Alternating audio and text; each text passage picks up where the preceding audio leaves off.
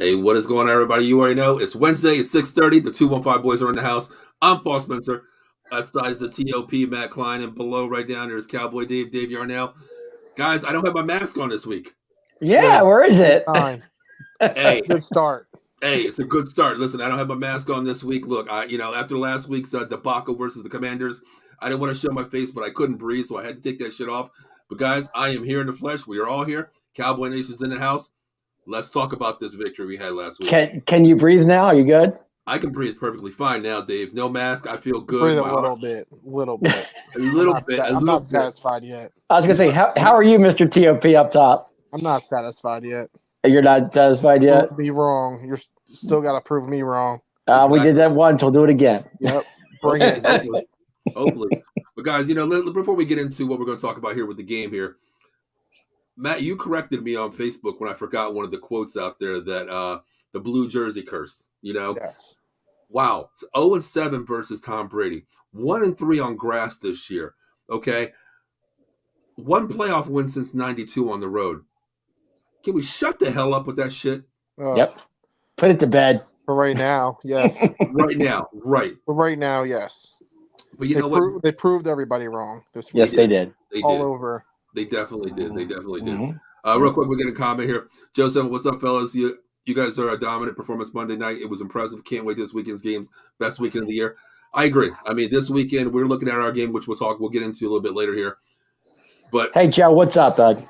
Exactly. And you can check out Joe. He'll be back February 8th on the network here, College Football Friends. And you can check him out every Monday night, Sully Squad on Deborah Sports, of course. So check him out as well. Part of the family here. But yeah, it was a dominant performance. And I think this weekend in the NFL, wildcard weekend, really showed what they picked the right teams. Am I right or wrong? It was crazy this whole weekend. I mean, all the games were nuts, honestly. I mean, I did go I went 5 for 6 on my picks this weekend. Did you? Nice. The only pick I lost was the Dallas Cowboys. You're right.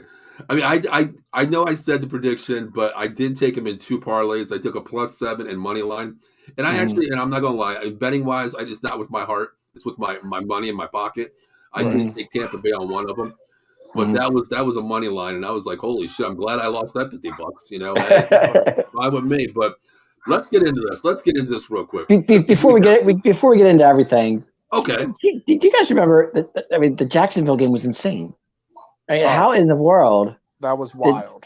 And you know, since we're bringing it up, I told my twin brother, I was up his house watching that game. They were down 27-7 going into halftime. Yes. Mm-hmm. I said, do not count Trevor Lawrence out of this game. He came back against the Dallas Cowboys. Yeah. The same exact score. Yep. Don't be surprised if they come back and win this game. Mm-hmm. But the way that game was going, it looked like Jacksonville was going to get stomped all over. Yeah. By the time I drove home, that game was tied up. Was that amazing? My God, it was like, wow. And the other game, the Cincinnati game was crazy too, with the fumble and the 99 yards. I mean, my God. Yeah. I couldn't believe that game. Like just like what you Matt said, I was watching the game and I'm like, all right, it's 27-7 here. It's kind of done here. Let me go out and do a couple things real quick. I come back. Next thing I know, like we've got a game here.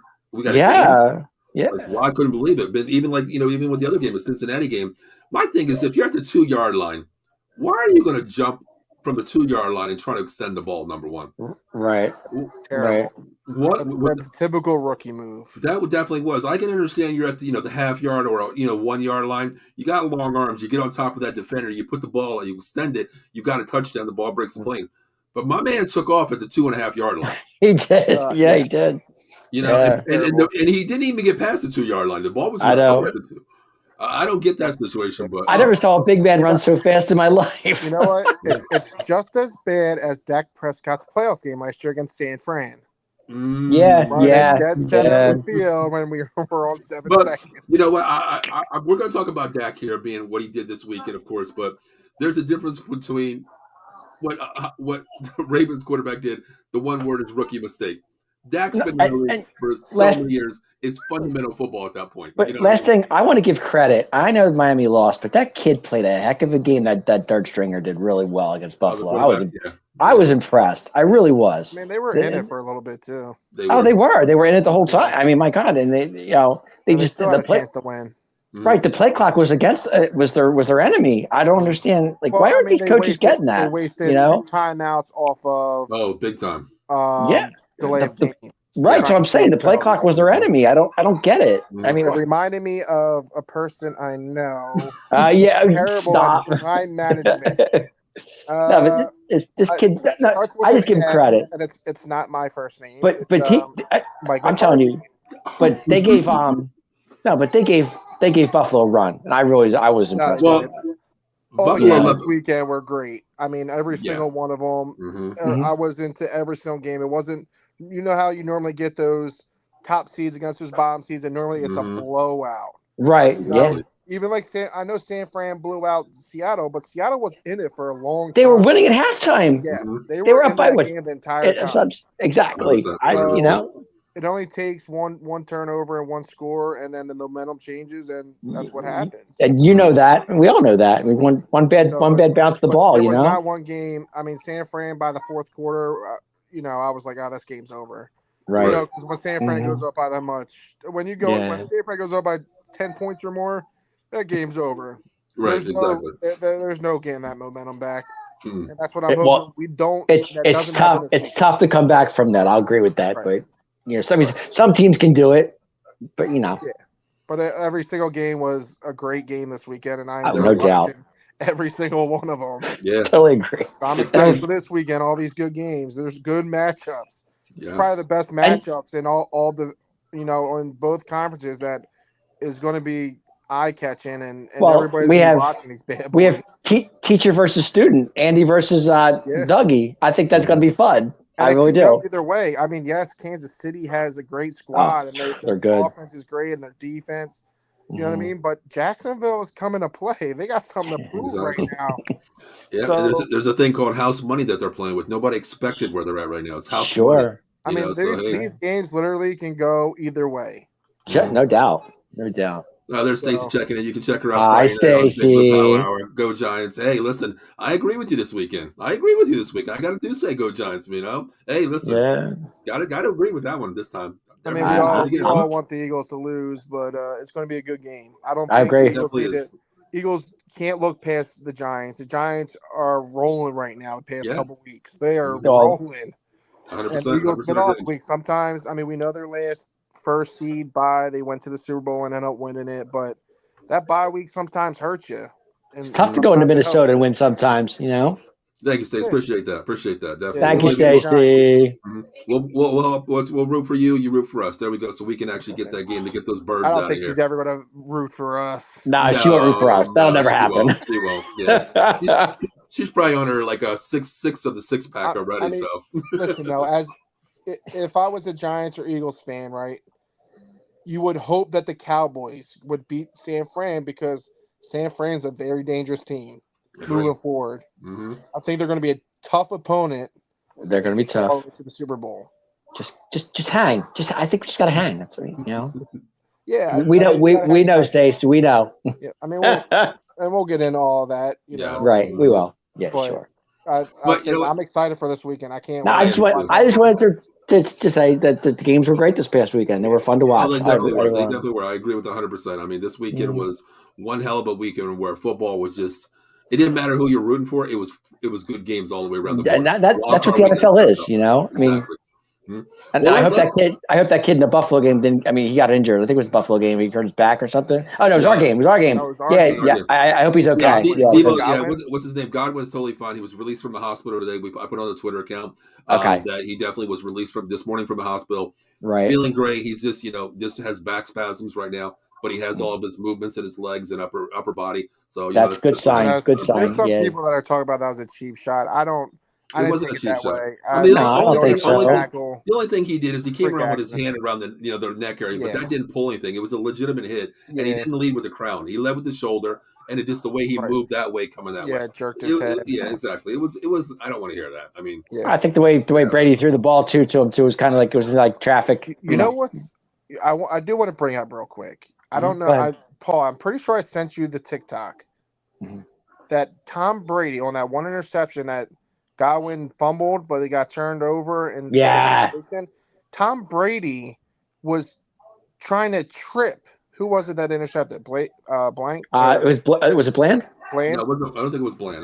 No, I don't know. Whoever recovered it and was running, Tom Brady went to go. He tried kicking him down. Was it Malik Hooker? I think it was Malik Hooker, wasn't it? No, Cursive. I think it was. Okay, maybe. Okay, gotcha. Okay. But like talking about playing dirty, he tried to trip him. Trying to, I didn't see that. It was actually Curse that got the pick. It was definitely Curse. It was Curse. Okay, gotcha. Yep. But Tom Brady was playing a little dirty. Yeah. I think it was a little frustration. I mean, Tom Brady is not the Tom Brady that we're used to seeing. No. You know what I mean? And I do think I do think that Tom Brady came in a little cocky, too cocky for their record being 8-9. Gotcha. Very true. Very true. You know what I mean? And I think, you got to be hype on these games coming into the playoffs. You know, you can't come off, flat, or you're going to get your ass kicked. Absolutely. But Tom Brady wasn't the Tom Brady we're used to seeing. No. He was throwing passes high to the left, never close to the receiver. And it's like you're looking, and I mean, as happy as I was, because it was like, thank God. But if Tom Brady would have showed up, he probably would have whooped our ass. Yeah, and you know what? Speaking of that, right there, I went to a comment up there until we lead into the segment here. But speaking of Brady, Joe Sullivan says, "You guys think Brady looks done? Not taking it away from Dallas, you balled out. I can't remember seeing Brady make such bad reads and decisions. 100%. Oh, totally.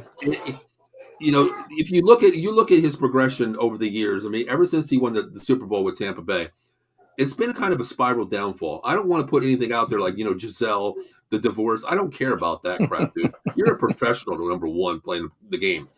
But his reads, man, are way off. And the only good ball that I seen him throw was in charity time.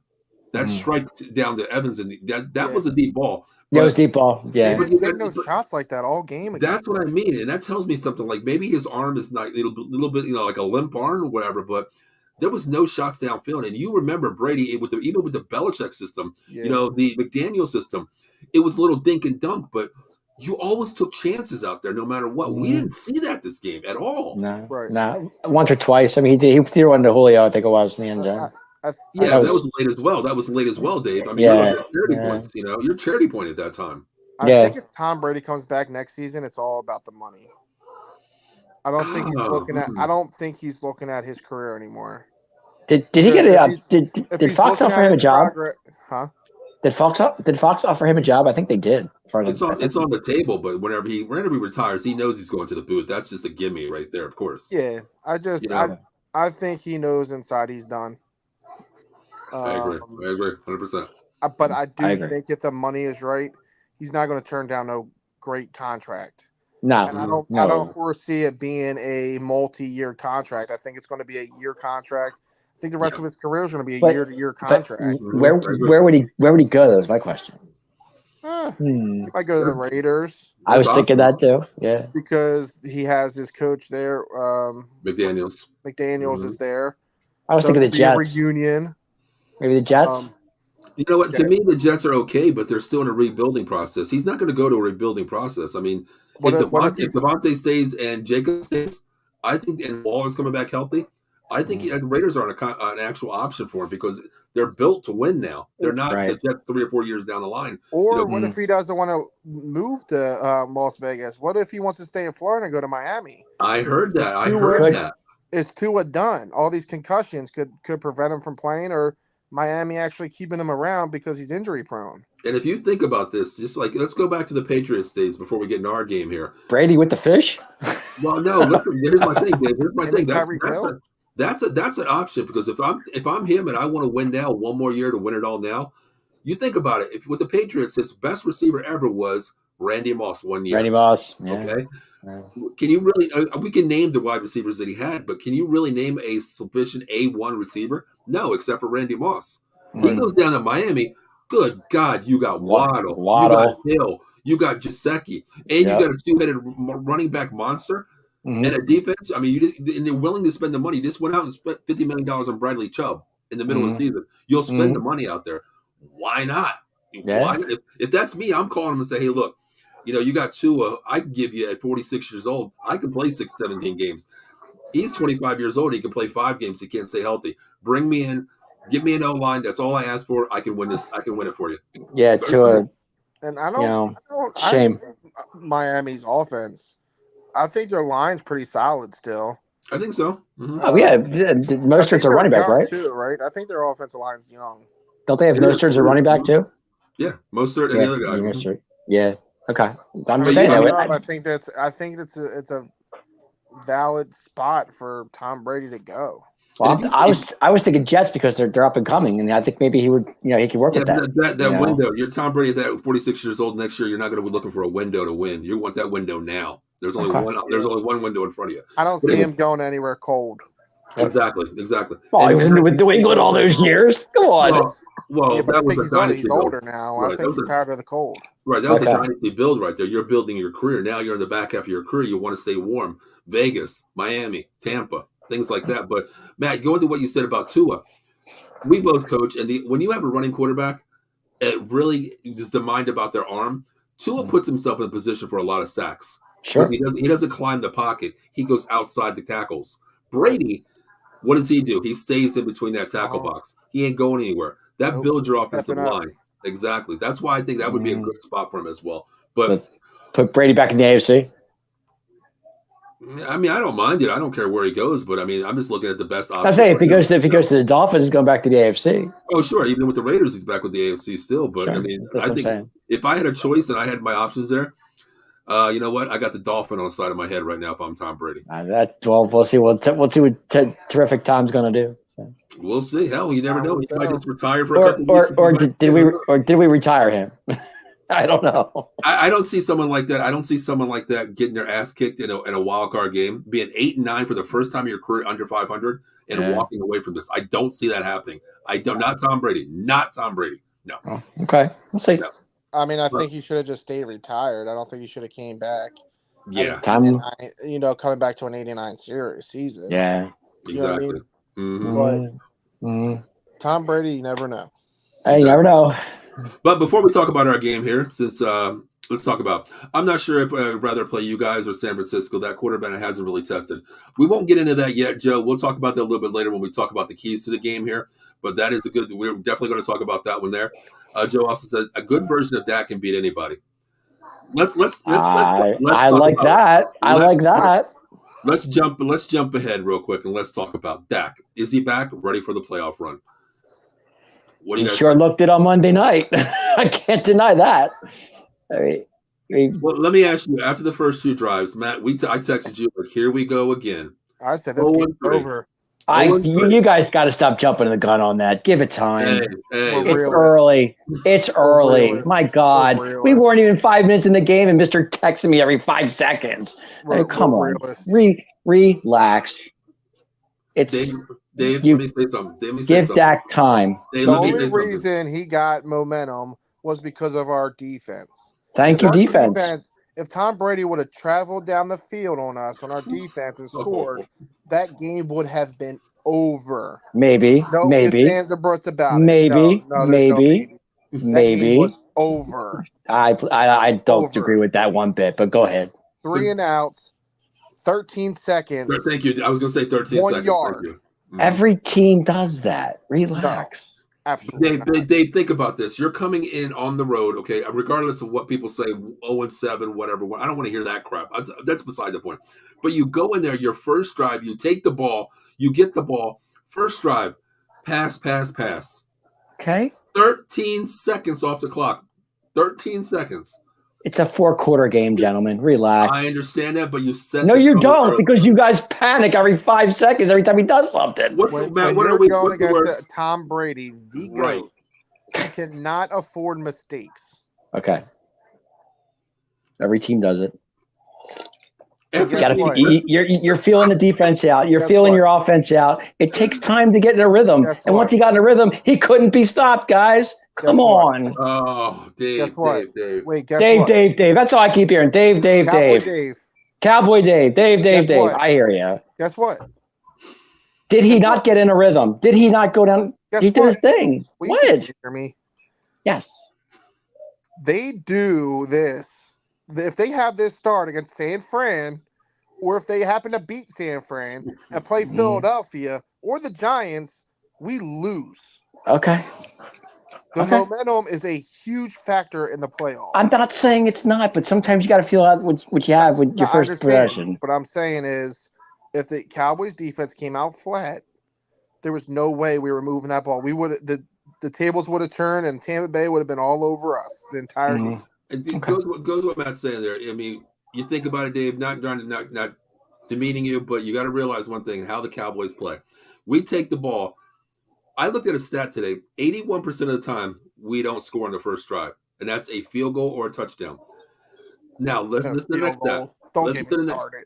No, I'm just saying, how many teams do that, though? How many teams do that? Hold on. Here's the next thing. I did look up the stat. 72% of the teams on the next drive score against us. Okay. 4 of those games where they scored against us were our 4 losses as well. Were they field goals or touchdowns? I don't really know. I didn't look at that, but their opposing team scored 4 times in our 4 losses that we had. Okay. But that momentum goes a long way. If our defense steps up, it puts our offense in a position to actually go out. Okay, the defense is going to play. We can make a mistake. We can come back. That's the way I've seen it. But Dallas Cowboy football is built on that defense. We know that. The defense stops you, the offense can come out and generate. How many times have you been saying bend but don't break? And I think our defense has been doing pretty much all season. They have, Dave, but you got to put up points to win the game. Yeah, I get it. You know, the 2 drives, Dave, 3 and outs on 2 different drives. First 2 drives of the game, 2 3 and outs. That goes a long way. That to me, like, oh shit, here we go again. I think the first series we were at no yards. Second series we were at negative yards. Exactly. Mm-hmm. Well, I thought Pollard had a nice run. Didn't he have a nice run? I'm so tired of. Or was that the third series? I don't remember. That was the third. We didn't get any yards on the first 2 drives. I'm so tired of seeing Zeke. I don't know about you guys, but I'm so tired of seeing this guy run the damn ball. Yeah. He needs to just be our short yardage guy to run straight up the middle for our 1 or 2 yards. So should Dak go long ball first play and get through and just go from there? I mean, are you okay with that? If you're going to use Zeke up, start the game off, screw it. I mean, do a play action. Zeke, then just go long to Gallup or long to CD. If you remember the Eagles when they had Deshaun Jackson first play of the game? Yeah. Against us multiple times. If Kellen Moore is not going to come out and run that ball on first down, go play action, set it up, and just take a deep shot to our best wide receiver on a deep threat, Michael Gallup. Hit him down the field right away. Stretch that field. Play one. I'm not disagreeing with that. I agree with that too. But the play calling has to change because, which is a big issue that we've had a lot of our season here, even though our record says otherwise. Mm-hmm. I think the play calling is terrible this year. Big time. These trick plays against San Fran, these little gadget twist double reverses screens, God, these little bubble screens. Like, what are you doing? You can't tell me you guys didn't love Dak taking it himself. I thought that was phenomenal. Hell yeah, I loved it. No, I enjoyed that. But you know what? I enjoyed that so much. Let's read some comments here real quick. There's Pat Bernard checking in. What's up going on, Pat? You can check Gobbler. What's up, baby? PM and AM every Sunday morning at 9 a.m. on Devereaux Sports. Of course, you can check him out. Let's go through all the comments here. Eileen C. The Bucks are Dave. I'm sorry, covering your face there. The Bucks are a mess. Tom Brady does not have it anymore. His wide receiver is driving the ball. Todd Bowles is not a good coach. There is a reason why he didn't last. You're right. He was hired as a defense specialist. That's what he was. But now, did you guys hear that Byron Leftwich was let go as well? I heard that. I did. Yeah, I think he's definitely going to get a job out there. I mean, I don't want to put this on Byron Leftwich out there. I mean, you got a 46-year-old quarterback, a mediocre O-line, and injured wide receivers as well. So I don't want to put this on Leftwich. I think he'll get a job out there somewhere. I'm probably going to maybe look at I might look at the Texans, of course, the Colts maybe out there. And hell, you know what? There's a possibility that I really don't want this to happen. But let's talk about the Commanders getting this offensive coordinator who likes to throw the ball and is well-balanced as well. Think about that. Think about that. I don't want him to go there, you know. Mm-hmm. But the other comments, there's Mike Lord. You can check him out. He'll be on Friday night with the Big Blue Power. We're talking Eagles and Giants this week. He's all over it. Mm-hmm. And I like that. It's like Mike said, it's a 3 out of 4 this week. I mean, we have the Giants, the Eagles, and the Cowboys. Isn't that phenomenal to you guys that our division has 3 teams in it? Yeah, I mean, we literally went from the least to the beast. The beast. It's amazing. And the crazy thing is the Commanders were only one game out. I know. Yeah. But now here's a question. Go ahead. Do you think that I know our division's records are great, but do you think that's our teams that being that good, or the NFC conference is starting to shrivel down to what the NFC East used to be, talent-wise? I would like to think that we were that good. That's just me. But our schedule hasn't been. I mean, this year.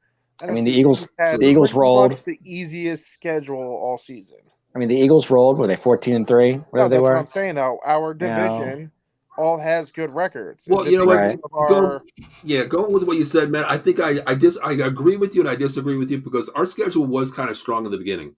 I mean, we had the Rams. We had the Bengals. Yeah. And you know what? The Bengals were on a downfall early in the season with the injuries. Of course, they had to get it right.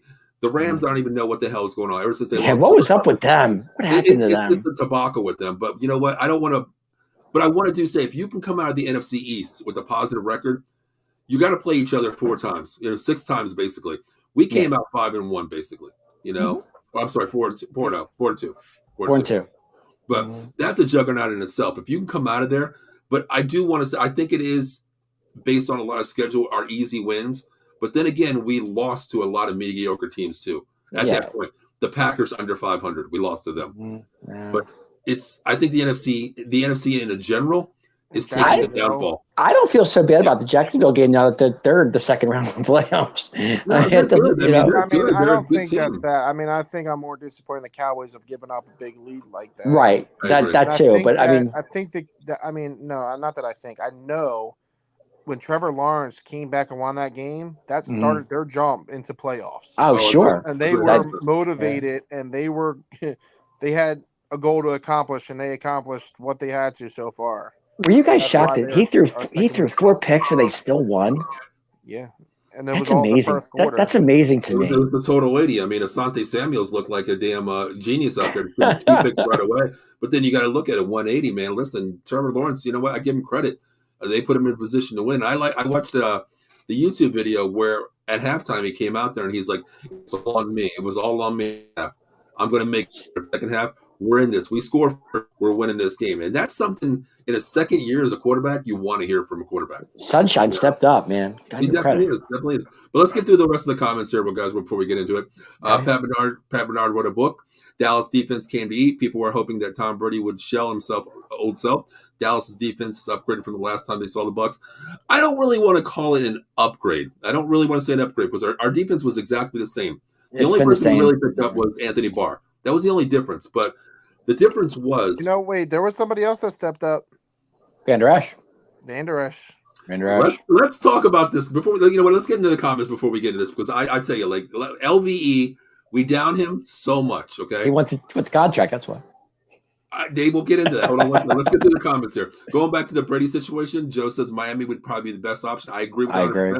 The window right there is win now. You got the pieces to do it. I agree with that. Next one. I had the Cowboys being in San Francisco. Okay. Wow. Pat, give us your score, and we'll put that up at the end of the show as well. Vegas has no O-line. I agree with that. Derek Carr has running for his life out there. Yeah, pretty much. Tom Brady, Vegas. Pat, I don't see that happen. If it's going to happen now, it could be an option, but they got to upgrade the offensive line first, just like Joe said, 100%. We got another comment here on Twitch. Diggs, by the way, 7. There we go. I appreciate you checking in. What's going on, brother? How you doing? Diggs, by the way, 7. Mm-hmm. What's up, Diggs? Hey, listen, here we go. Now, here we go. Dave, here we go. Does AT&T have a 700 level club? I think that's where Dave's from. Dave, I'm going to give you the floor for about 30 seconds here. Why? Whatever you want to say, Dave. Go ahead.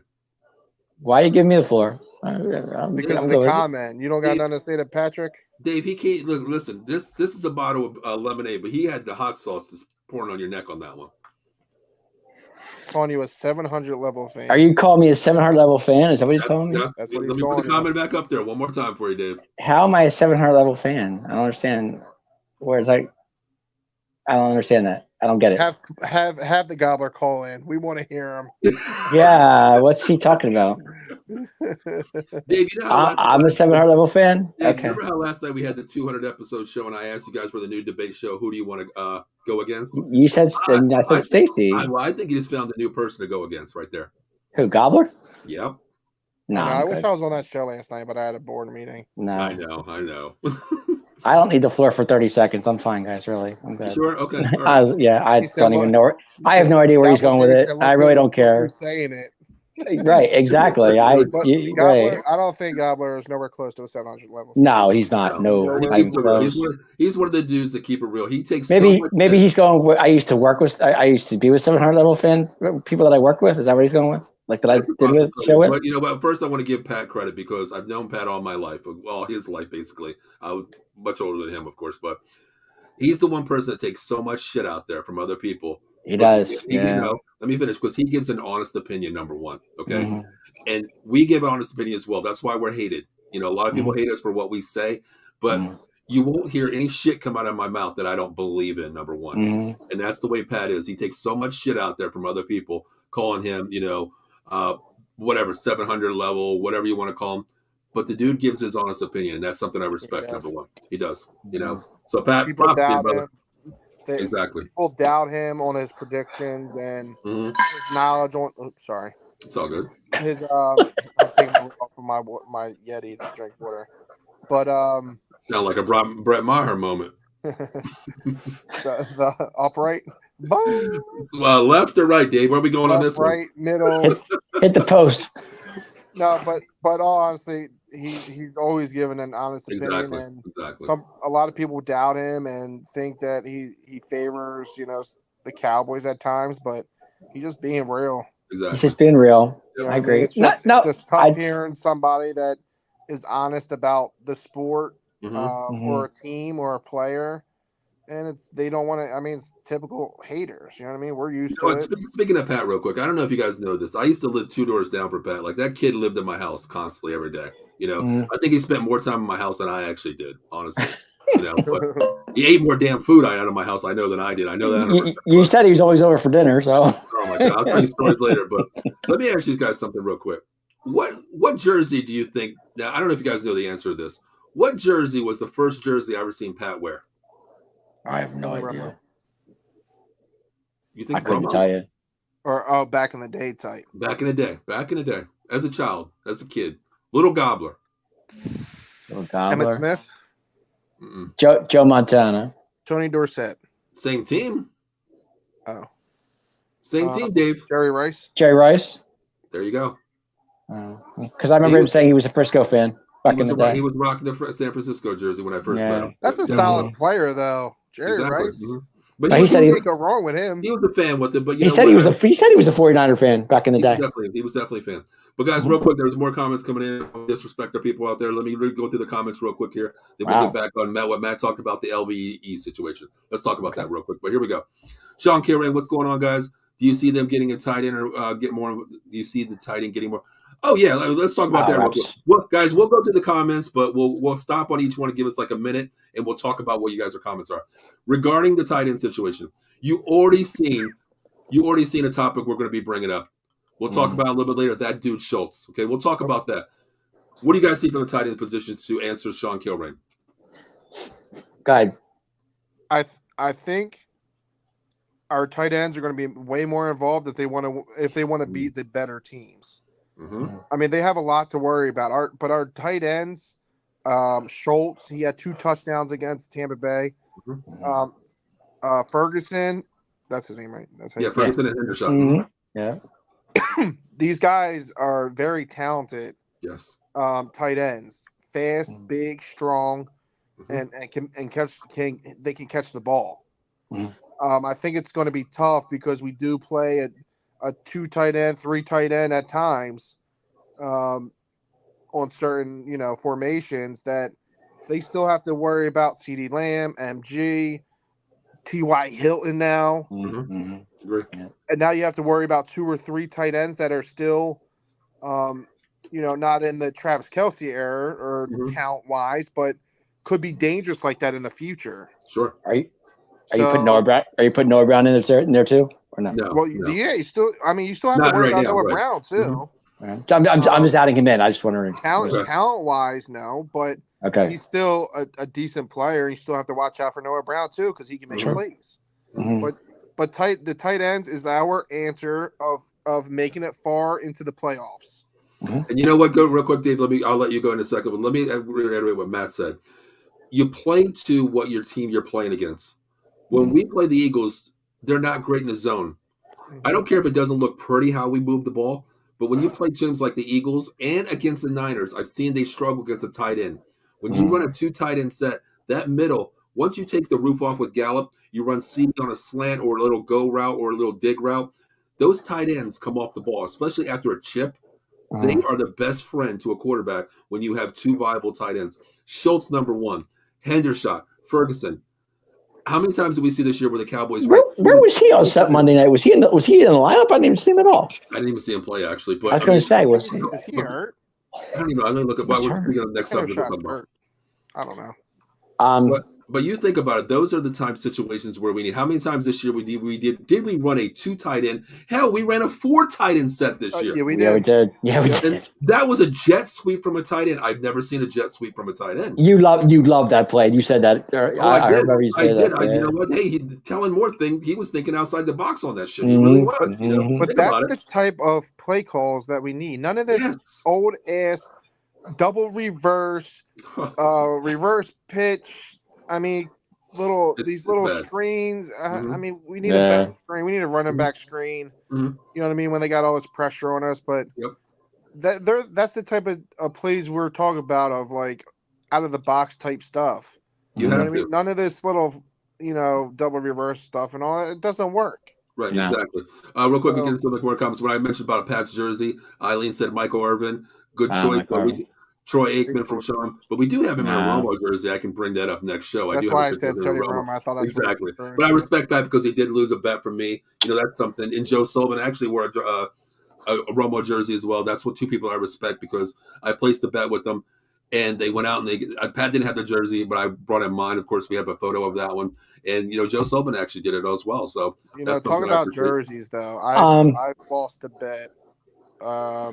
You lost a bet to who? Actually, to Brett's grandma, I believe it was. And I had to wear an Eagles jersey. I forget. I think it was a McNabb jersey. And it happened to be that it was on Christmas Day. I had to wear it the whole day on Christmas. Oh, God.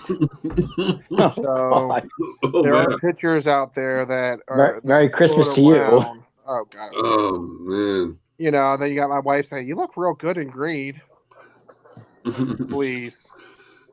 But I mean sometimes you make bets, you gotta own up to it, you gotta pay your respects, and if they beat you, they beat you. It is what it is.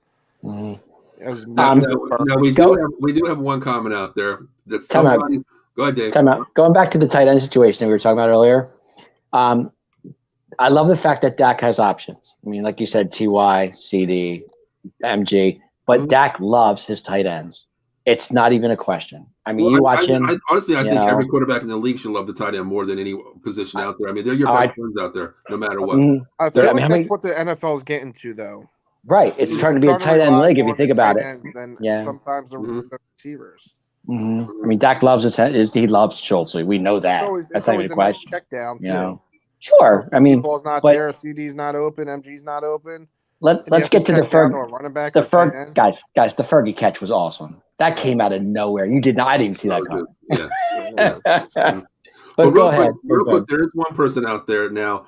We always hold invitations out there and acceptance to come to the dark side. Correct? We always want people in the Cowboy family, right? Sure. Let's actually welcome Chandy Cabrera out there. I want to be a Cowboy fan of the Cowboys. Well, listen, you're on the right show. You're on the right show. Yeah. Welcome to Cowboy Nation. This is the 215 boys. Come on over to the dark side because, listen, there's no better other team out there than the dark side. The ones that's always hated. Welcome to the family. Welcome to the family. Candy, welcome. They hate us, but really they love us. You already know. They watch our team more than their own. Isn't it amazing? It's amazing. Like they talk about us. They talk about us all the time.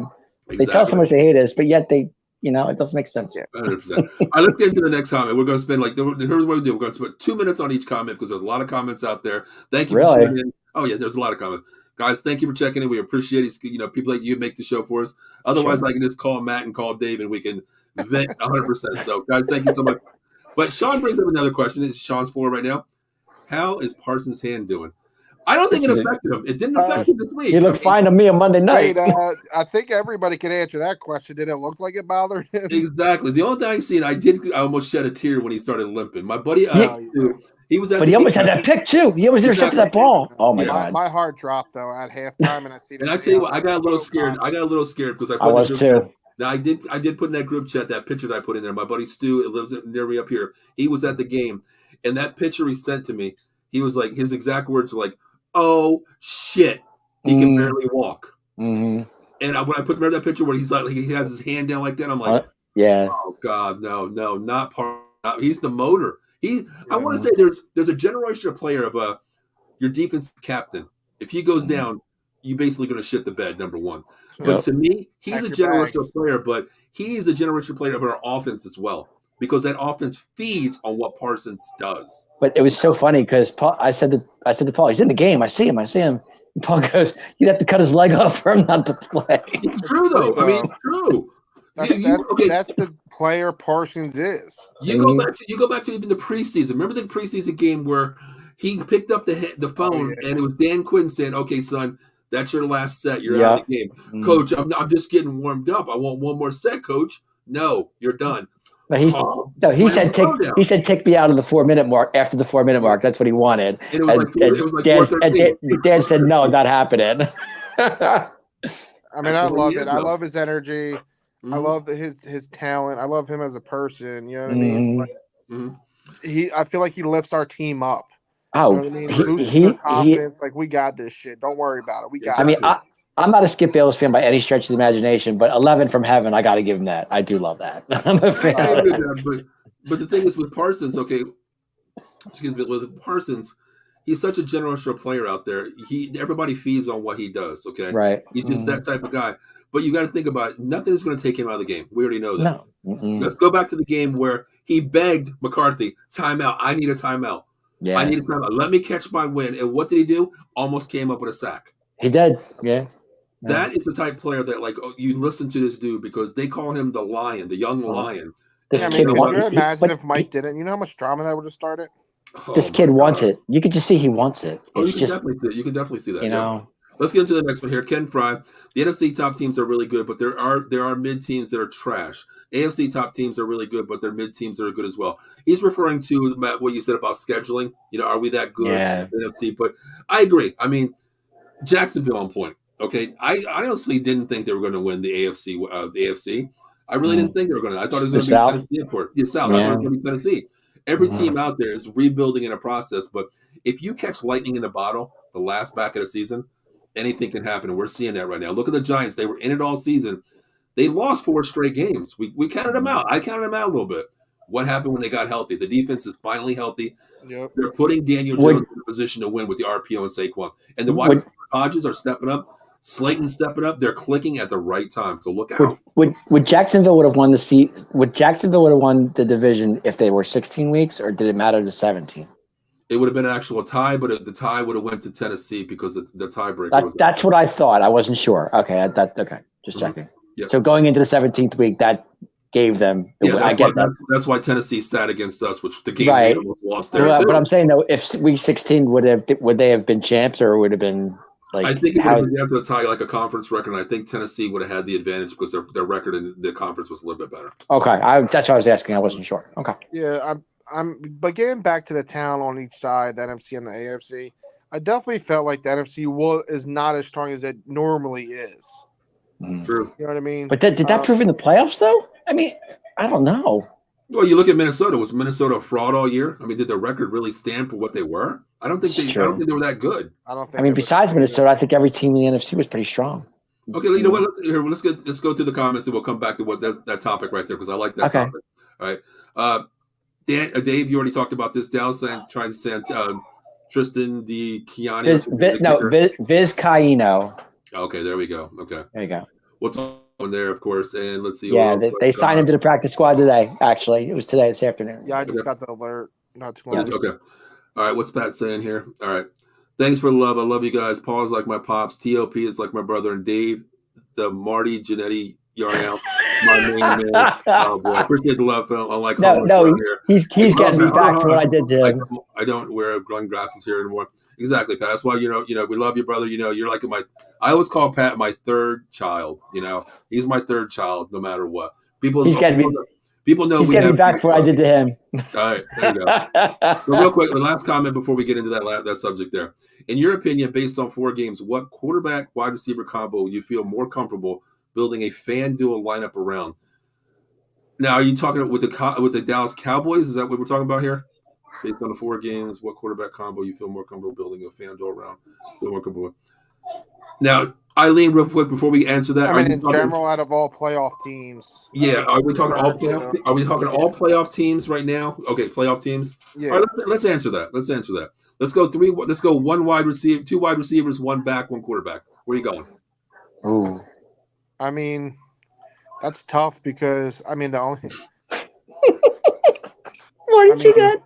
There's 2 squads that come to mind when it comes to like the best and the base your FanDuel around, which is the Philadelphia Eagles. Unfortunately for us, they AJ Brown, Devontae Smith, Dallas Goedert, Sanders, and Jalen Hurts. Miles Sanders. Can't go wrong with them.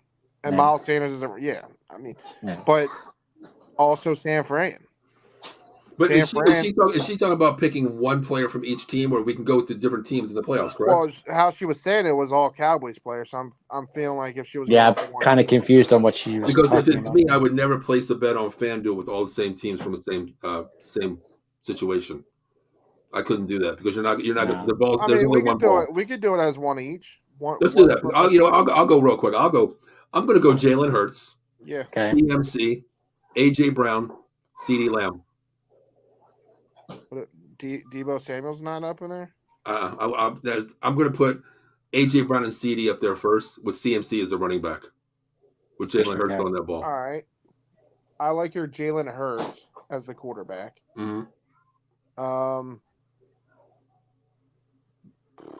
CMC is probably your best bet. A running back? Okay. Running back.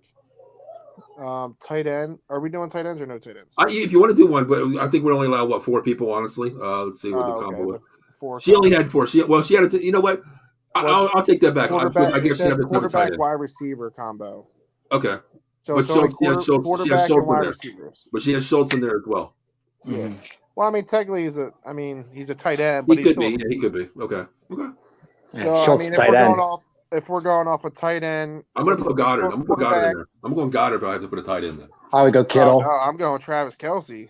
I would go Kittle. That's just me. Oh, you're right. Kansas City on the AFC. You're right. I'm sorry about that. Yeah, you're 100% right. 100%. Quarterback-wise, you got to give it to Jalen Hurts. A healthy Jalen Hurts without a shoulder injury. Yes. Absolutely 100%. You got his running skills. His throws stepped up a lot. Tight end, obviously Travis Kelce. No questions about that. You're not going to take Kittle in there instead? Huh? No, Kelce, no. After that, Kittle's good, man. I don't know. I know Kittle's good, but he is not. He's really good. Travis Kelce, and it could be that Mahomes throws to him a lot more because he takes him as. Who's the true one? He's really the true one on the team. He's really the true one. I'm just high on Kittle. I always have been. I think he's really good. Literally. So, and then I would say the 2 I would say as the wide receivers. I like AJ Brown. He's been doing his thing, and I'd probably take Lamb. Lamb, Lamb too. But you got, not being a homer, I'm just saying Lamb. You have so many wide receivers to go off of. You do. You know what I mean? You have AJ Brown, even Devontae Smith's up in the conversation. Sure. You know what? You know the one name. You got Stephon Diggs. And the one name we're not even throwing out there, Jamar Chase. Literally. It's hard. It's really hard. He's underrated. You know what I mean? Still. So I agree. There's a lot of options. There's a lot of options. The combos and overall playoffs. You can make crazy amount of combos off of that. That's a fantasy thing there, though. I mean, if you're basing it off of one team, right? That makes it a lot harder. That actually does. That's a little difficult. That's tougher because, I mean, if you go from the AFC side, those teams have either a wide receiver or a tight end. Yes. They don't really have a true one. That's the thing. Okay, they do have true one or two, but top names in our division, I would probably go Niners #1 if you're going quarterback. You know what? It's going to be a toss up between. I would say the Eagles. I have to go Eagles, but Jalen Hurts is over Purdy there. But Jalen Hurts, AJ Brown. You got 2 wide receivers that are over 1,000-yard mark this season. And if you think about like AFC, just like you said, with the AFC, like you said, Mahomes, Kelsey. There is no #1 wide receiver out there. Kelsey is the number one option. So you take them out of there. But the way they play and they're put in position, they're nasty as hell. We already know that. But Dave, what do you pick 4 players real quick before we move on? I would go Josh Allen. Ooh, wow. Josh Allen. You guys forgot about Josh Allen. I don't forget about him. I just think he. Okay, I'm just saying. I think Josh Allen's a threat. Yeah, no, absolutely. Yeah, I think every quarterback in the playoffs is a threat. I would go Josh Allen. I would go Lamb. Right. I would go. Probably. I guess Devontae Smith. Really? Can't hurt. You taking him over AJ Brown? No. Well, okay. AJ Brown over Jamar Chase. So I'll go Allen, AJ Brown. Like I said, Lamb. All right, give me a running back. My running back will probably be Tony Pollard. No. I would probably trying to think. Zeke. No. Zeke. Stop. Miles Sanders. Miles Sanders. I would think Miles Sanders. Wait, time out. You're going to take Miles Sanders over a CMC? Or okay, I'll go McCaffrey. It's fine. Shit, I'll go Singletary over Miles Sanders. Me too. I'll take Joe Mixon. There's a lot of running backs out there. Mixon. Shit, I forgot about Joe Mixon. Damn. Exactly. But you have overall in this playoff run. Yeah. There's a lot of talent. A lot of wide receiver talent, a lot of running back talent. We have running back talent. Brown, Kelsey. That's for as well. You can't go wrong in this right here. You really can't go wrong when you say here. You really can't. So many weapons out there, but I'm a Mixon guy. I like Mixon. But real quick, let's get into some of the comments real quick. We do have a lot of comments I want to say. We appreciate all your comments. Pat Benes says, after what I saw the 49ers getting rocked by the Seahawks, after what I saw the Niners getting rocked by the Seahawks in the first half, Niners never saw a face of defense like the Cowboys. Yeah, it's gonna be a drag out game. I mean, their defense is solid. They're nasty. They're #1. We're #5 right now. We've dropped off in the last back half of the season, but we're clicking now. But it's gonna be the game where I don't like to call game 1 in trenches, but this is definitely gonna be a game. The front 7 versus their front line, vice versa, is gonna win this game. 100%. 100%. I don't think it's gonna be a blowout. I just see this. I just see this kid making mistakes. He's like rookie. I don't get it. We'll get into the keys of the game, David. I'll let you make your point about that one. It's just pressure, you know. Now, here's a question. Pat and I used to do this on all the shows we used to do together. Paul and the team, do you do a Cowboys versus 49ers all-star, all football game? Who wins? Now, we're talking legends, icons. We're talking Troy Aikman. You know, I know Roger Staubach was before everybody's time. I've seen him a couple years, but let's go from the 90s to now. The greatest team of the Niners, all put together as one, versus our team. Who would win? Tough call. A 30-year team, a 33-year team.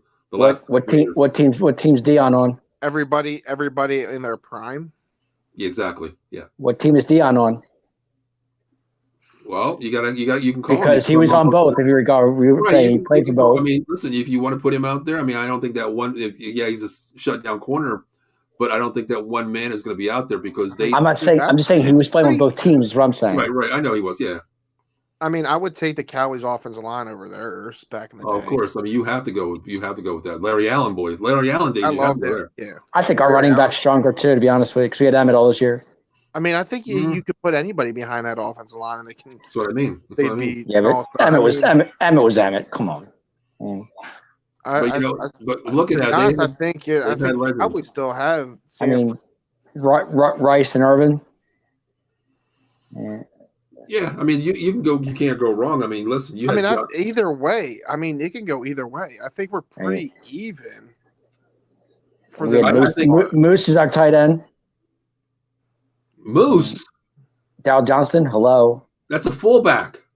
I thought he was a tight end. No, he's a fullback, Dave. I thought he was a tight end. He was never a tight end. That was Novacek and Witten as our greatest. Oh, Novacek. I'm sorry. Okay, I knew it. That's my fault. Mm-hmm. Okay, sorry. Dave, come on. Okay, come on. It was. I made a mistake. Shoot me. Now think about it. I mean, you look at their running backs. You had Rathman. You had Roger Craig. Okay, right. We had their running back. We had Emmett. We had Emmett. Dorsett. But Dorsett was in the 70s. Dorsett was it wasn't there then. But I mean, Zeke, Roger Craig. I mean, listen. If you put him on the Dallas offensive line that he had, his career is totally a lot different what he had with the Niners. Honestly. Oh, no doubt. But I think either way, Pat. Honestly, my opinion. You played 10 times with an all-star team from the 90s to now. I think it goes 5-5, honestly. I really do. It's pretty close. Aikman versus Young.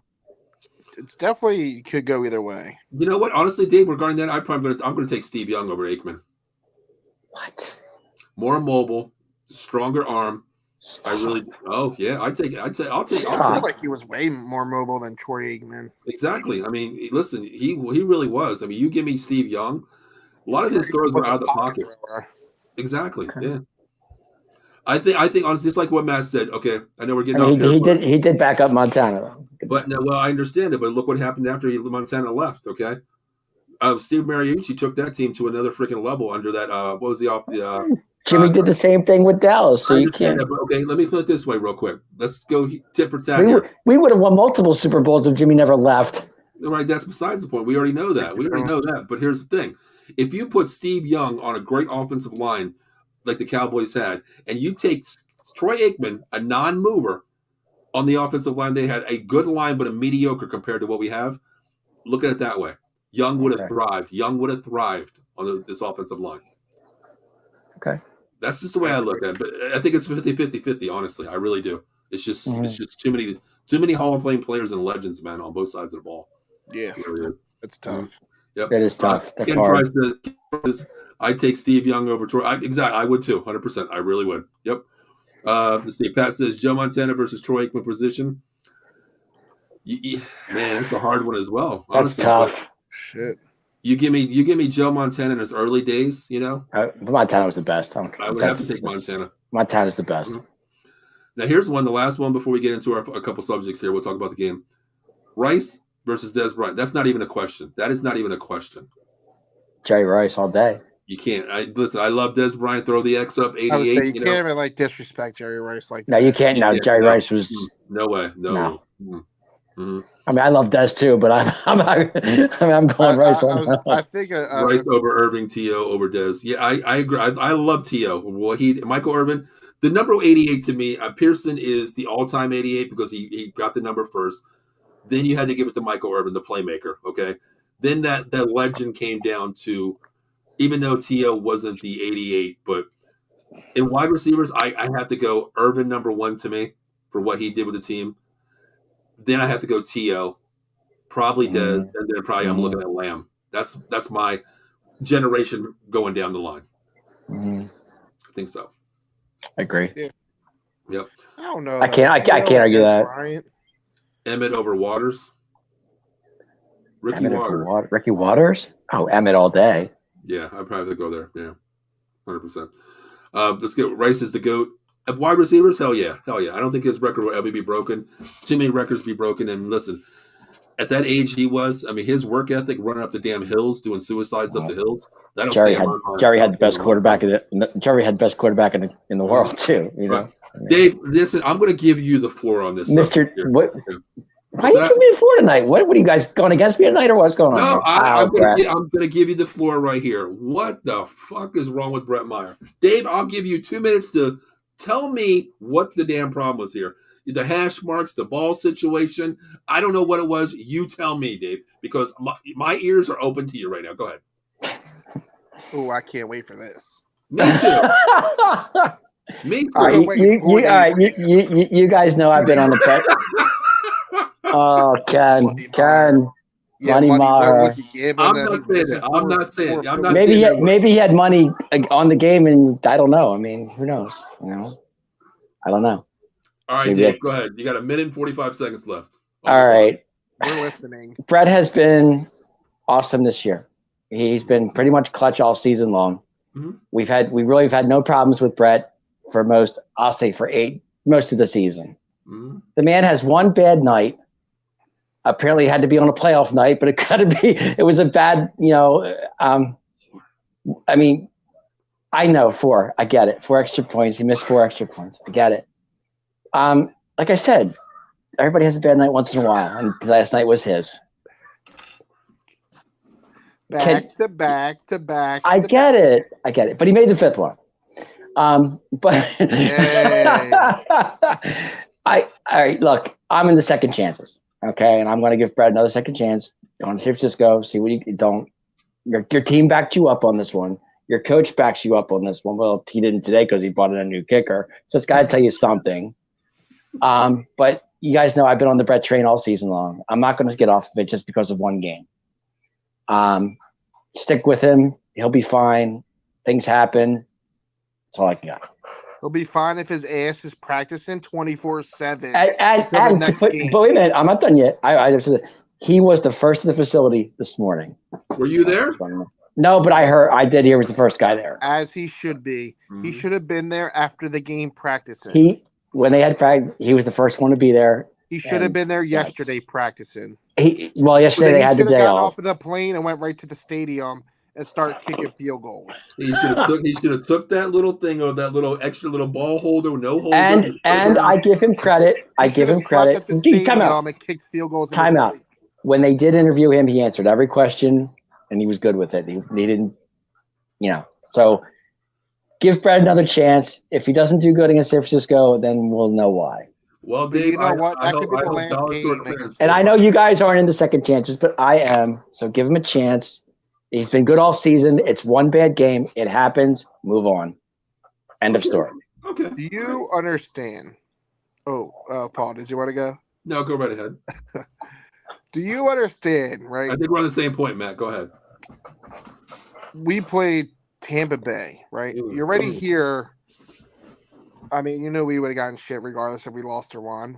Anyway, we did what we were supposed to do against this team. But our kicker missed 4 extra points, right? Mm-hmm. You do that against San Fran this week? Mm-hmm. It's over. Yeah, we're screwed because those extra points come in handy at the end of the game. I agree. And when we have to sit here and rely on I think this previous week, going for 2-point conversions, we would have been fine. I think so too. Because it's just the Bucks, the 8 and 9 Bucks. But you can't do that against a solid team and miss all these field goals. Mm. Because, and I understand that it's just extra points, but you also have lost the confidence in the coaches that if it came down to us having to kick a field goal for 3 points, we can't rely on you. We have to go for it on 4th down. Mm. We have a better chance of going for it on 4th down and getting a first down than him kicking a field goal and making it. And it will hurt us. I'm just glad it didn't affect us in this game. It just didn't. And we're lucky. We're lucky that it was a blowout score-wise, okay? Right. Reflect as a blowout. Think about it. Yes, 8 and 9 Tampa Bay. The GOAT didn't look great. But my God, let's just talk about what if it was a close game in that second half where they came down and scored twice, okay? I understand charity points. The game was out of the point. What if Tampa Bay was in the game? Now, Dave, we lost a field goal, 3 points from extra points, a field goal plus 1 extra point, 4 points. You give Brady the advantage of a field goal coming down the field. I don't care. You don't have to score a touchdown. He's going to put you in a position to get that field goal right there. 3 points right there could have lost us the game. That's the way I look at it. Yes, you're going to give him another chance. We understand that. Just like Ken said right here. Like I said on the back, kid, everybody shits the bed sometimes. Change your underwear and get back out there. Well, my man's got 4 fucking shit stains in his drawers, okay? And if he has right now, seriously, you've never seen that happen in history of the NFL ever. It's never happened. Right. Leave it up to somebody on the Dallas Cowboys to make history. Now, Dave, what are we calling this guy? Are we still calling him what you call him? Because to me, he is dollar store clearance bread kicker Maher right now. Right now, he's just Brett Maher for now. Thank you, Dave. Thank you. Okay, no more. Right no now, more. it's proved me wrong, Maher.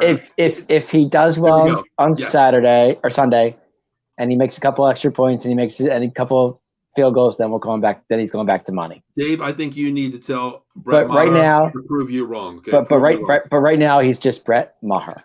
Okay, I agree with that. That's totally fine. I wouldn't even say Brett Maher. I would say Brett. Okay, all right, Brett. Brett, exactly. You know, if Brett is even Brett made who knows? Taste in my mouth. He should have been cut off he should have walked back to Dallas. Hell, you know what I was doing during the game? You guys know me. I was tweeting Hallelujah, trying to find Hallelujah's Twitter account. Hallelujah's You see the picture of Jerry Jones in uniform. He was getting ready to kick those field goals. He was. Hell. Oh, you guys are so tough. Hey. But okay, it's cool. Guys, real quick, let's talk about 2 injuries real quick. Now we know. Love you too. We know Kurtz is coming back. He's fine. He already tweeted he's going to play. He's Thank God. That scared me. That did scare me. I got to be honest. We do need him as safety because him and Donovan Wilson, we need those 2 dudes. They're nasty. Exactly. Donovan Wilson's nasty. Love Donovan Wilson. He's nasty. But now we did. Let's go to the other one. Now we did lose someone for Sunday's game this weekend's game. Jason Peters. He tapped out. He lasted longer than we thought he would. You know what? Listen. Yes, and he did what he had to do to help us out. He did. The governor's back. Yes, governor's back. I mean, listen, we have the players to step in on offense. But I mean, does it hurt to have him injured and not in the game? Absolutely. Let's give Jason some love because he did a hell of a job. Right. He really did. I'm not giving him his credit. He stepped in when he had to, and unfortunately, he got injured at this point. Hopefully, we make it to the next round, and he's back by then. I hope so. Let me ask you guys this real quick. Okay, Jason Peters is out. He was an injured person where he can go left, right, and even play left guard as well. Okay, amazing, isn't it? 2 positions he's never played: right tackle and left guard. He's never really played at sufficient roles ever in his career, which we know, Matt. It's night and day, man. It's a 180 footwork. Now, what do we do? Govern's back. Baez is healthy. Zach Martin's back, of course. Now, Zach never left. No, he's never left. He's like our Micah Parsons on offense. I love Zach. I do. Answer this question. Do we take Tyron Smith, who's been back healthy, producing, do we move him back to natural left tackle? And do we take Tyler Smith and move him to the opposite right tackle next to Zach? What do you guys figured out? Wait, you want Tyron Smith to go back to his left tackle? Yeah. And then, what do you think? And then Tyler Smith go to right? Yeah. Because you're losing Peters. You're losing – Terrence Steele's out, and there's really no second I don't think you move him. I just want to hear what you say. I got my philosophy. Go ahead, Matt. I feel like – this is you two. I'm out of this. Go ahead. I feel like Tyler Smith has been doing his thing at left tackle. And I feel like Tyrone Smith has been doing a hell of a job at right tackle. I mean, I'm sure he gave up some quarterback hits, but I kind of like it. You know what I mean? I think that Tyrone Smith he's a vet. He's been around. He understands that changing positions mentally and physically, different footwork is difficult to do. Mm-hmm. So I think for the best of the team, I think keeping how it is as Tyler – the left tackle and Tyrone with the right. I think instead of confusing him about switching sides and his footwork getting all messed up, I think staying how it is really. Okay. What do you think, Dave? Like I said, this is you two. I'm out of this. I'm just listening. The reason why I said this because I did see on Twitter they commented with Peters being out. I read all the comments and I'm like shaking my head basically. Matt, I agree with you 100%. Number one, you don't change what's not broken. Number one. Okay. Right. To me, what I seen last game, if you guys look at the game, which we all watched it, there was I've never seen this really happen with the Dallas Cowboys. They pulled Baez a lot coming off swing to Peters to Tyron Smith's side because they know Tyron Smith can't get out on a sweep. They pulled the guard in the center to compensate for Tyron Smith's lack of ability to move. But he stood he stood that defensive end upright. We know what he can do. I like the move, keeping exactly how it is. You got bookends, strong bookends. Your left side's more mobile with Tyler Smith. We know that. But you have a staple on that right side that can stand your guy up. And if you know what, his footwork is not the greatest, but his hand movement is still there. That guy trying to come outside, the hand check was right there, number one. Yep. You're not going to get on the outside. If you're going to get beat, it's going to be a swim move inside. I like keeping him here. Don't fix what ain't broken. I agree, Matt, 100%. Yeah, and you know, it brings up, you know, like thinking of it, before Jason Peters got injured, I love the formation that we went into with McGovern in the backfield. And giving that extra protection. Yes. Which led to that the Dalton Schultz touchdown. Is giving Dak Prescott a little bit more time in the pocket and shutting down that end on Tyrone Smith's side. I mean, I feel like you were a fan of that then. Okay, I like that. Oh yeah, hell yeah. I love when the big guys are in the backfield and they're put back there for blocking. And you know what? To that, we run a lot up here. When you got a big guy playing fullback, number one, as a defensive linebacker, you're thinking like first words like, "Oh shit, it's a blast." Right. Well, you know what? A lot of times you're using him for protection as well. You know, you run a fake. He steps. He's already got the pickup guy. A linebacker blitz or a defensive end comes in. They might chip the defensive end. That running that fullback picks him up, gives you time in the pocket. I love the move. When Connor went, exactly, great point, Matt. When Connor came in the game, I'm like, I love this. Let's go back old school here. Let's bring back the Moose. Let's bring Moose back. This is what we do. Physical football, and Cowboys were built on physicality of a football game, and that's what I love to see. I really did. And it's like having McGovern on one side, and you got Zeke on another side. Zeke, I know his running skills have dropped a lot. Yeah, they have. Yeah. However, he still is a great backfield blocker. No doubt. So he picked up that one block where he went low and he saved Dak's life on that one pickup. Yeah, he did. Yeah. But it's like having McGovern and Zeke in the backfield like that, you have so many options, right? You can literally pass. You can you can still hand the ball off to Zeke. A little power behind McGovern up, 6-0, whatever, or a little stretch play. You still got an extra blocker. You know what I mean? On both sides. Have a keeper. He can follow McGovern behind. He can follow behind McGovern, or he can still do an option, to Zeke, an RPO. You know what I mean? So there's some, and then you have obviously the protection for the pass game. So it gives you 2 extra men for blocking. Any blitzers or anybody that's coming past another lineman, they can pick them up. So I'm a huge fan of it. When I seen it, I was like, oh, I love this. So does that Kellen Moore deal? I mean, listen, maybe they are learning to adjust to the teams we're playing against, and seeing that these teams send full out blitzers, the safety blitz, the corner blitzes, and they're trying to adjust to how are we going to pick these guys up to give Dak more time in the pocket. Sure. And I think it is Kellen Moore actually learning the game a little bit more, because, of course, we know the quarterback is your commander in chief on the football field. But even in Little League, when I coach up here, I'm not on the field. I can't see what a quarterback sees. My quarterback comes to me and says, "Hey, coach, they got 6 in the box versus they got 8 in the box this time. I can't get through it. I need another blocker." Well, that's when you put the fullback in there, because a lot of times, yes, he's a blocker, but he is your blind side, front side, weak side help. He's the one that picks it up. His eyes are focusedly, okay, well, I see it. Okay, there's 4 on this side. I got 3 hats over here versus 4. Somebody's coming through. I need to stay on this side. That's what the Cowboys need to get back to. And I think Kellen Moore is learning that. Take what the defense gives you. If you're playing against, 9 in the box and you only got 6 down linemen, well, you know what? Then you need protection. You need max protection. We have to have it. That's what I'm starting to see that he's doing a lot with the fullback in the backfield. Connor, even Zeke at fullback a couple of times, which I love. Because there's that little play action, fullback dive, quick pitch outside, pick your poison. I'm starting to see a little bit difference in Kellen Moore. Hopefully it stays. Let's hope he runs it on Sunday. Yeah, I mean, if he can call plays like he did after the second series, I love the mixture and the different combinations, the different play calls that he was calling throughout the game. and it wasn't. We never let off the gas like we normally do. 100%. We stayed motivated that entire game and didn't give up, not one bit.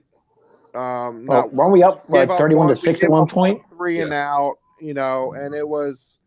He went back. He started off with going with his basic ass dives again, and then we went 3 and out. Okay, it is what it is. Then next thing you know, the next series we're out, and he's throwing the ball again. You know what I mean? Hitting the tight ends and getting our first downs and just moving the ball. See, I understand. I understand when you're up in a game. You're regardless of who you're playing. I don't care who you're playing. Okay, whatever. You're up 3 scores. You come out there. You go to a vanilla offense, but you keep the damn game balanced, man. Right. You keep it balanced. You don't just go dive, 3 and out. We're done. And then next series, like, oh shit, wow, we got to score, and then come out balls to the wall. No, balance. Go for a little bit vanilla, but still don't show your hand. But stop being vanilla. And that series that we went 3 and out, right? You had, I believe, 2 dives from Zeke, or a little off guard type play, like off tackle, right off tackle, and then he launched it down the field, right, for T.Y. Hilton, and he missed it. You should have had that one, right? Actually, it wasn't a bad throw. No, it wasn't, and I think it was kind of catchable at a point. But also, why is Dak? Which this was the only negative thing I've really seen from in this whole game. But I got to call him out for it. Is why are we launching the ball downfield on 3rd and 5 or 3rd and 6, whatever it was? When you have a slant route to just get us the first down and keep the ball moving, why do you have to go down? Why do we have to bomb the ball downfield to try, getting a big play? Right. Just move the chains. Yeah. When you had Schultz, a game breaker all game inside the middle, wide open. You have T.Y. Hilton on a slant. It was there, Matt. We've seen it. We talked about that. Yep. They played what we play, off the ball, or 3rd and 5. Quick, boom, outside route, ball's there. It's more than 5 yards on the dime, anytime. I don't understand why we don't look to move the sticks instead of just going for the big play. Move the sticks. That's all I want. Kill the clock. Get first downs. Yeah. 100%. And doing your 3 run plays and then punting the ball away, you're not wasting no time. No. 3 and out punt. 3 and out punt. 3 and out, and you're moving on. As a defensive coach, Todd Bowles, I'm sitting there thinking like, okay, guys, we got 3 timeouts. You know what? We don't have to call timeouts here because they're going to go 3 and out. We don't have to use them here. Yeah. They're going to continue to run the same play. Absolutely. And when you stack the box and you know what the team's going to do, and they stack the box, that pisses me off. 100%. Yep. But let's get it. Let's look ahead to the Niners here. Any more comments? No more comments. Everybody left. Okay, I was just asking. Everybody left because you didn't know who damn Moose Johnson was. Sorry. I know. I love Moose, but I just never got his fullback. But let's get in. Let's talk about 2 topics here with the game. We already know what they are, but let's talk about defensive keys to a win here. How do we slow down this 49er juggernaut? It's going to be tough. Pressure. All day. All day. You have to put pressure on Purdy. You have to – I mean, it's 11 hats to the ball every single play. I mean, we can't be out of position. We need to know what we're doing. Diggs needs to not be confused this time. Asking what the hell's going on. Put his hands up in the air. He needs to know his damn coverage. He needs to know who his man is. If we're going, why does he second guess on everything? I don't get it. It's frustrating. I get it. It is. I agree. You want to be acknowledged with these top cornerbacks in the league. But guess what? The top cornerback in the leagues aren't throwing their hands up saying, Coach, I don't know the play. I don't know the coverage. Exactly. Know your damn plays, hear them out, and just do it. Just do it. Just do your job. I agree. Eileen agrees. Rattle Purdy, do what you did with Brady. Rattle him, make him move bad decisions to rush the ball. Yeah, exactly. You got to make Purdy beat you. You got to make him. We know they have the running game. He's got to beat you with that arm. He has weapons, but constant pressure, getting his head right away, rattle him. Make him get on the move. Make him get on the move a little bit. Take Debo out of the game too. No, Dave, you can't say that. You can't say that, Dave. What did you say? You don't mean injury-wise, correct? No. I'm not saying injury-wise. I'm saying cover him. Don't let him go because he'll kill you. Let's talk about this defensive. Matt, what do you see? I didn't say take him out as in taking him out. I didn't mean that. All right, just making sure, Dave. Of course not. I meant just take. I meant don't wish any injury on anybody. I'm just like cover him like a blanket. Is what I'm saying. Like don't let him. Okay, well, let me ask you this. Let's play defensive coordinator here. We're Dan Quinn. We already know what he is. We know he's solid. But let's talk about this. Dan Quinn. We got to get pressure on Purdy. Dan Quinn scares me because he's got an interview on Friday. Yeah, I don't want to put that. I don't want to talk about that one real quick. All right, I'm not liking that, but go ahead. Yeah, I'm not either. But let me. We're Dan Quinn here. Of course, we already know the front four has to get pressure on Purdy. Sure. We have to do that. But what are we doing with our corners, our linebackers, and secondary? How are we playing this game? I mean, listen, Ayuk, Debo, CMC, Kittle. Elijah Mitchell plays wide receiver as well, the backfield too. Mm-hmm. How do we stop this? What are we doing on defense with our corners, our linebackers, and secondary? What are we doing? Are we playing a zone? You can't play zone. You can't play zone on this team, I don't think. Okay, so you got to go man to man. Okay, Dave, you know what? You go. You play man to man. What are you doing with your safeties then? Well, you got to put who's their main? Debo's their main receiver, right? Debo and Ayuk. Who do you put? My question is, who do you put Diggs on? Diggs, right? I don't know. It's all you. I'm asking you. I mean, he moved. I think I would put Diggs on Ayuk. Diggs on Ayuk? I think so. Yeah, he's tough. Okay, well, scored 49-0 already. Okay, like I said, you're asking me. I'm not a defensive person. No, I know that, but I'm just asking you what. All right, then put Diggs on their main receiver, whoever that may be. That's Debo. Okay, then you got to put Diggs on Debo. Okay. What do you do with your safeties? You bring them up close to the line because you got CMC. Yeah, you don't want to get beat though. That's what I'm saying. Like that's my question to you because you have to have. But the big question mark is Javon Curse. How good is he going to be in that secondary? Do you give him a 5-yard edge or I don't know. I mean, I don't. No, you play man on man. You play bump and run with these. But you don't want to get beat man to man either. That's what I'm saying. Like if you give him, safeties need to stay over the top. We have to rely on our secondary to play man to man. Mm-hmm. You don't get PIs. You don't get PIs either. I don't know. Our safeties can't give up too much space, or we're going to get burned on the slants. I agree. But at the same time, we have to stay honest because they can throw.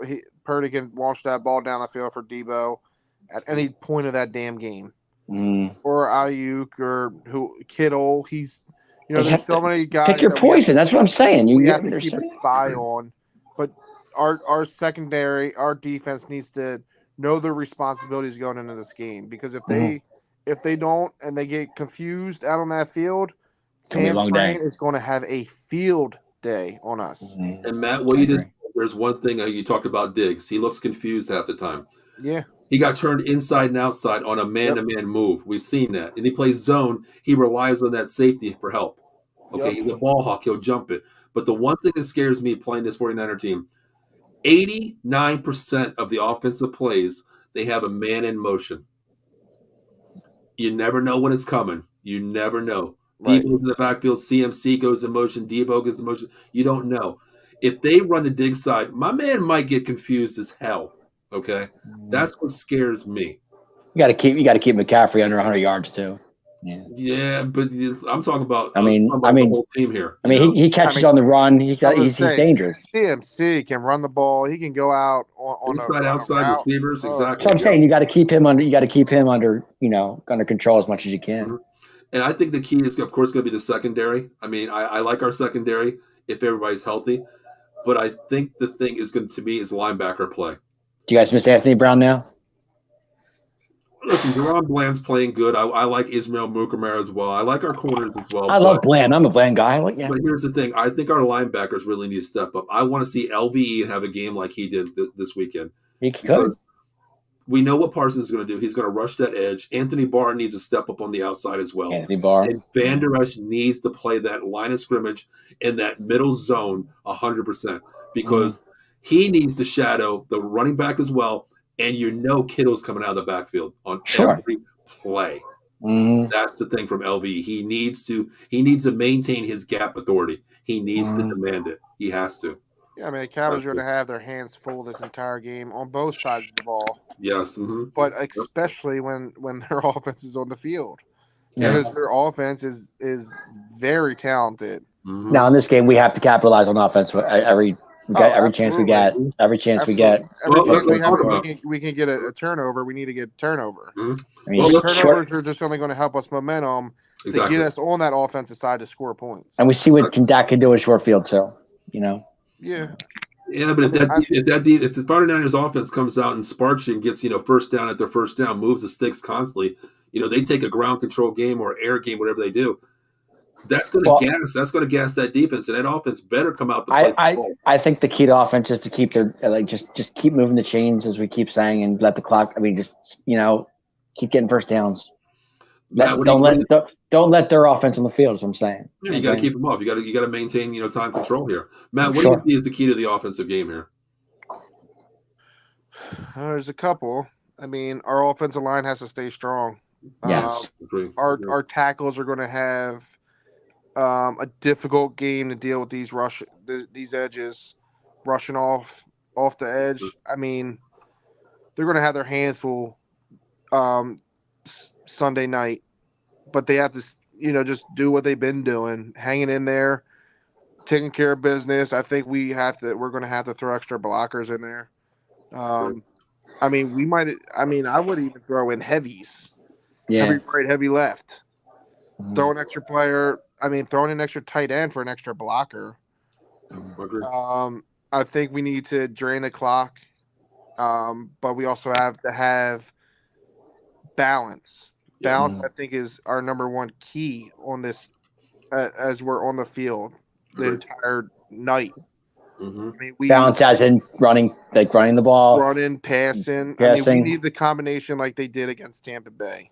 Okay. I mean, I think it was a perfect combination. I think they were pretty even on running pass plays. I think we need to feed Pollard way more than Zeke. Sure, I agree. We need that speed, that explosiveness to really shove it down San Fran's. Now, but also giving Dak time in the pocket. That's what I was saying too. Right. And I think Dak's going to have to use his legs again. He did on Sunday. He looked good. Right. That's what I'm saying. He has to get himself out of. He's probably going to have to get himself out of trouble a couple times. I agree. But it's if Dak's smart. Well, he is smart enough. He is a smart quarterback. We know that. But it's the part of, is he going to get rid of the ball or take a sack, or if he's going to step up in the pocket, or if he's going to roll out and find extra time, which we know he's capable of doing. But he's also has times where he sits in the pocket too long and everything closes in and it's too late. I agree 100%. So if Dak can move his feet, we'll be okay. I agree with everything. I think, to me, I want to see well balanced. I mean, I'm gonna let the game dictate what we are.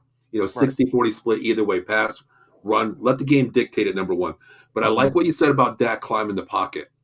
He's made bad decisions where he doesn't have a clock in his head. Like I tell my quarterback, 3 Mississippi, the ball should be out. Slow 3 Mississippi, get the ball out. Throw it away. Throw it to somebody's down by their feet. Get the ball away. Don't take a sack, number one. But to me, what I'm scared of is, Matt, I like what you said about having an extra blocker in this game. I think you're definitely going to need it on that right side with Tyron Smith.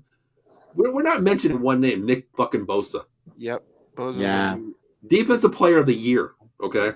18 and a half sacks. Nasty. Off that edge, he has so many moves. Right now, I think he's licking his chops saying, I know how to beat Tyron Smith on the right side. Swim, bull rush, power moves, stunts. I think it's coming. I think it's on both sides, too. I do, too. I think he's licking his chops for a rookie. Yeah, and he's going to be moving side to side, which he's done numerous times this year. He's done that. But my thing is, Matt, we already know how to slow down. I mean, listen, their linebackers, Greenlaw and Warner, the top 2 linebackers in the NFL, 125 sacks each. You don't ever hear that, number one. Yeah, it's very rare. But here's the thing. How do you slow down linebackers that are aggressive? You bring them and you hit them with the screen. Yep. I want to see a screen game this week. We haven't seen that. We talked about it on our last show. The last one we really seen was Zeke against Pittsburgh, where he ran it. I want to see a slip screen game to make those linebackers feel like, okay, we can't come on every play. Yeah, you got to stay honest. We have to stay home. We have to be honest. We have to respect that. And I hope put Pollard on the screen. Then is what you're saying. And it's even a tight end screen, even a tight end screen, a fullback screen, whatever you want to do, because the tight end, They are a chip mode. They read linebacker. You use Schultz a lot this weekend, as you're saying. Any tight end, you know what? You take away Schultz and then you went on the opposite side, you put Ferguson over there. To me, a tight end is the best screener out there because they chip block. So how do we win this? This is how we win this game, is what you're saying. Listen, my thing is take what the defense gives you. I don't care if the Dak throws for 100 yards, we run for 300. I don't care if we're 150. I don't give a damn. Take what this defense gives you because they are 11 hats on the ball just like we are. They know how to win. It's either their linebacker play, they're coming, or they're going to be in defense containment where they're staying home. If they stay home, run the damn ball. Take your chances, hat on a hat. Okay, take it. But if those linebackers come, what do you have out there? You have zone breakers in your tight end. Hit the tight end. Hit slants. Spread the field. Make them have a solution to what you're going to do. Dictate the game is what I like. I like that. You know, you can't let them dictate the game, man. If they want to come with it, you know what? You beat them with a slip screen. You beat them with a slant. Find that hot route. You know, find it. You got to do it, man. You have to. Yeah. Okay. Well, you know, guys, let's get into one thing real quick. Now, I'm not going to say this is going to be our last game because it ain't going to be our damn last game. Guys, we're an hour and 30 minutes into this video here. It's all good, man. This is a dedication here to the Cowboys Nation, brother, you know? Let's get into it. Final predictions. Well, who wants to go first? Wait. Paul, you went first last week. You did. First. So are we on a mojo thing here? We mojoing it? Yeah, because you guys wouldn't let me go first, so you made Paul go first. Yep. Paul went first. We're on a new run here, Dave. We're on a new run here, baby. We're 1-0. Yeah, it's Paul, Dave, and me. This is the playoff run, so go ahead. Playoff run. Paul, Dave, and me. Okay. Good. I get a second. Gives me time. Give me a second. Give me a second here. Okay. My heart says one thing, but I think I'm going to lean with my heart here because I'm looking at both sides of the ball, what we talked about, offensive, defensive. We're a 7-point underdog. I don't care about that, but I think this game is going to. All right, we're 7-point underdog? Yeah, we're 6.5. I thought it was 4. It was 6.5 this morning. I don't know what that means, but it's early. But anyway, I know the Eagles are 7-point favorite. Screw that freaking Eagles team, bro. We're not. I'm just saying. I thought we were 4. I didn't think we were 7. But go ahead, out there. It's 6.5 is how you looked at it. Okay, gotcha. But my thing is, a lot of people say this could be a shootout. I don't see it that way. I really don't. If we play Cowboys football and dictate the line, like I said, and play 11 hats on the ball and shut down what we need to do, saying a lot. And I hope this dollar store clearance guy can actually get a field goal and an extra point. Oh, man. I'm going to go Cowboys. Ooh. 26-23. Yeah. I'm going to go 26-23. Cowboys. Wow. All right, I can't wait to hear Cowboys team. And that's actually that number 26 has to have a field goal in there somewhere, Dave. So put boy pressure, better get the field goal. right. I'm telling you. Put pressure on Purdy. Make him make rookie mistakes because that's what he has to. That's how we're going to win this game. Run the ball. No, and please no special teams fumbles or anything like that, because if they get advantage of field position, it's going to be a long day. Move the sticks. Dak's got to play a perfect game like he did on Monday night, and I think defense has just got, like I said, put pressure on Purdy all day. My prediction: Cowboys 27, San Francisco 24. Okay. I think Brett comes through. Don't say last second field goal. But go ahead. 27-24, Dallas. Okay. I've been thinking that all week. I haven't ever since. Mr. T.O.P. You guys love it when it gets to me. But At least I was close. You're right. You were close. I didn't say anything about blowout or anything. But I got a good feeling this week. Take the Cowboys money line, 23-20, with a Brett Maher for the winning damn field goal, and the Cowboys are going to the damn championship. I love you. I love it. I did not see that coming to my way. You know what? Listen, you know what that reminded me of, man? I'm sitting at the poker table, and I got 3 of a kind, and you bluffed my ass 100%, brother. That's what you just look like on that little. I did not see that. I did not see that coming. Okay, Cowboys money line, baby, 23-20 with a Brett Maher field goal to make up last week and win us this damn game. You are the showstopper. I love that. I got 26-23, Dave, you're 27-24, and Matt, the TOP, the Tower of Power, with the money Maher kick. I can't believe I fucking said that. I can't. Yeah, you said it. 23-21. Matt got me on that one. I have to say it because I felt the love right there. The respect is there. Money Maher, you better prove me wrong, and you better get the TOP prediction right and kick that shit to the field goal this week. And get us to the NFC Championship game. Will we have a show either way is the question. At home or in Philly. Oh, God. Hey, maybe the Giants will do us a favor.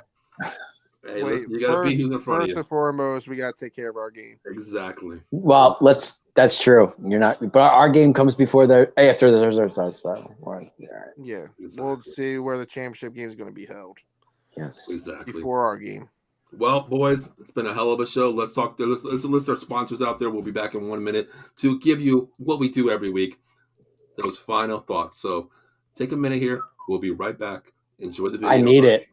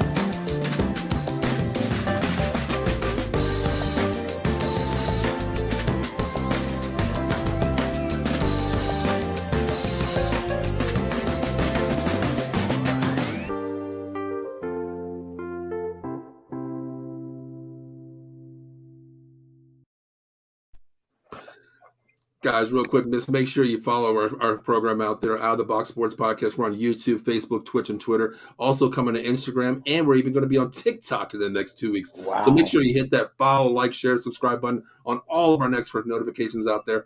And real quick, before we get into final thoughts, I do want to say one thing real quick. A huge shout out to Mr. Trayshawn Wiggins this week. Yes. January 21st. He's already in Miami. He blessed us last night while he was training to hop on the 200th anniversary show, which meant a lot to me as well. But guys, listen, January 21st, check it out, Don King Promotions. He's going to be fighting for the NABA welterweight championship of the United States. And listen, if he wins this fight, he's going to inside the top 8 world in the world WBA. It's going to be WBA, WBO category and world welterweight title. He's number 10 now. So Trayshawn, listen, out of the box, Johnstown, Newburgh, the whole damn city is behind your back as well as out of the box here. Brother, just like your mom said on that show when I had her involved, ring that bell. Bring it home, brother. We're all in your corner. Do what you got to do. Nothing else said to be done. Finish the business. Finish it. Trayshawn, good luck, champ. Good luck, champ. Good luck. Take care of business. Exactly. Boys, now let's get into it as we always do here. This is a segment we call Final Thoughts, where we vent, we talk, we let it go. The floor is yours. Mr. Cowboy Dave, you are up. As always, we started from the beginning with you, Matt, then me. Let's keep it going, brother. Give me your final thoughts on this last week. Why are you pointing at me? Well, it's your turn. It's your turn. It's your turn. Your turn. Final thoughts. Let's like I said earlier, let's have a good game. Let's have some fun. In San Francisco, here we come. Payback from last year. That's what we definitely need. Paybacks from last year. We know how last year ended. We don't want to see that again. God forbid if that ever happens again. Oh God. But anyway, like I said, Dave's fired. Let's just do our thing and go to San Francisco, get that win, and move on to the next round. That's all I got, guys. That's all I got. Okay. TOP. Handle our damn business. Prove all these haters wrong. Right. We were the hottest team last year going into the playoffs. One of them. San Fran took us out. I think it's time for us to flip the script here. Go into San Fran, take care of our business on a short week. Yeah. Finish strong and bring home this W. Shut up all these damn haters. Agree. And also, especially that ESPN guy. Be wrong. Especially that ESPN guy. Shut him up. 100%. I'm so sick of him. I'll elaborate on what Dave said. Revenge from last year. Overcome what you did last year. Get this game. Win the game, number one. What Matt said.